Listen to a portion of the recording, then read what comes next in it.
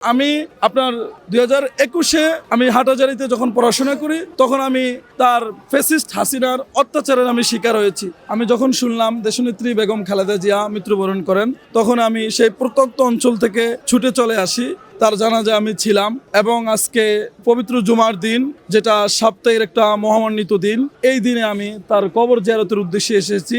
আমি আসলেই মূলত একটি কারণেই এসেছি যে বেগম খালেদা জিয়া কখনোই আলেম ওলামাদের উপর তথা ইসলামের উপর, কোরআনের উপর কখনোই তিনি কোনো কটু কথা ইসলাম নিয়ে, আলেমদেরকে নিয়ে তো কখনোই তিনি বলেনি। আপনি বিগত ফ্যাসিস্ট যে সরকার ছিলেন, স্বৈরা শাসক, তিনি আমাদেরকে 2013 সালে 5 মেতে নির্মমভাবে পেটুয়া বাহিনী দিয়ে গুলি করে আলেম ওলামাদেরকে শাহাদাত বরণ করিয়েছেন। এবং আমি স্বয়ং নিজে যখন হাটহাজারী আরবি বিশ্ববিদ্যালয়ে পড়াশোনা করি তখন মোদি বিরোধী আন্দোলনে ছিলাম, তখন সেখানেও আমি পুলিশের লাঠি চার্জের শিকার হয়েছি, যেটা আমি যখন বিএনপি ক্ষমতায় ছিল কখনোই তারা ইসলামের উপর আঘাত হানেনি।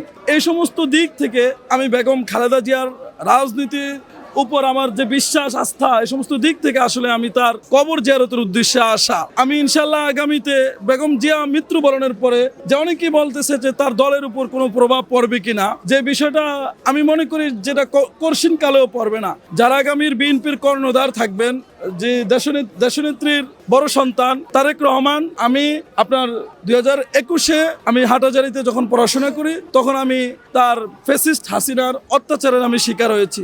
এবং আমি একবার যখন আমি ঢাকা থেকে আমার বাসায় ফেরত যাচ্ছি তখন আমি গুলিস্তানে আপনার সেখানেও আমাদের পুলিশ বিভিন্ন ভ্যাগ চার্জ করে, কিছু না পেয়েও আমাকে অনেকবার লাঠি চার্জ করছে। বাংলাদেশ ছাত্রলীগ যারা করলো, বিগত যারা অত্যাচার করছে আমাদের উপর, মানুষের উপর, তার দলটাই আসলে অত্যাচারিত দল ছিল। তারই ধারাবাহিকতা অন্য একটি দল দেখেন, দেশনেত্রী বেগম খালেদা জিয়া মৃত্যুবরণের পরে বাংলাদেশের প্রত্যন্ত অঞ্চল থেকে, টেকনাফ থেকে তেতুলিয়া, রূপসা থেকে পাথুরিয়া, প্রত্যেকটি অঞ্চল থেকে লক্ষ লক্ষ মানুষের সমাগম হয়েছে। এর বিপরীত আপনি দেখেন 2025 5 আগস্টের গণ অভ্যুত্থান, তাকে যে ভাবে যে বিদায় দিয়েছে সেখানেও মানুষ ছিল, কিন্তু তাকে ধিক্কার দিয়ে বাংলাদেশ থেকে বিদায় দেওয়া হয়েছে। আর তার পরবর্তীতে অন্য নেত্রীকে আজকে এখানে সমাহিত করা হয়েছে, সে এখানে আজকে শুয়ে আছে। তার কফিনটা আমাদের আলেম ওলামা মুফতি মিজানুর রহমান আজহারি, আল্লামা মুফতি মামুনুল হক, তারপরে আপনার শেখ আহমদুল্লাহ, ওনাদের মতো ব্যক্তি তার কফিনটা বহন করেছেন। এবং বাইতুল মুকাররমের খতিব, যিনি বাংলাদেশের এশিয়া, দক্ষিণ এশিয়ার